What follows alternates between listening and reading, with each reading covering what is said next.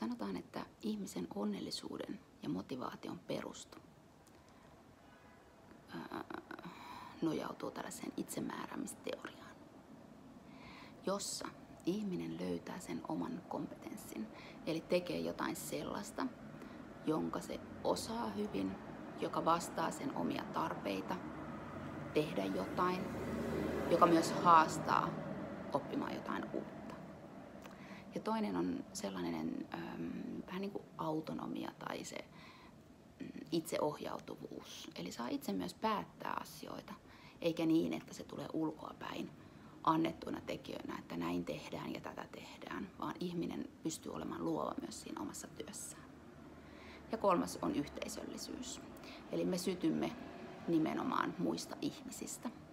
Ja se, että me ollaan osana yhteisöä, niin se on meille tosi tärkeä asia. Tämä tavallaan huolestuttaa mua ehkä näin koronan jälkeen, koska nämä etätyöt on niin lisääntynyt ja yleistynyt ja niitä jopa suositellaan, että mitä meille ihmisille tapahtuu, kun me ollaan yksin omissa poteroissamme ja suoritetaan sitä työtä, eikä kohdata ihmisiä face to face. Jää paljon kommunikaatiosta pois asioita, koska meidän on tosi tärkeää nähdä nyanssit kasvoilla, kun me puhutaan asioita. Kirjoittamisen ja jopa tällaisen videovälityksen kautta niin jää paljon kokematta ihmisestä ja ihmisyydestä.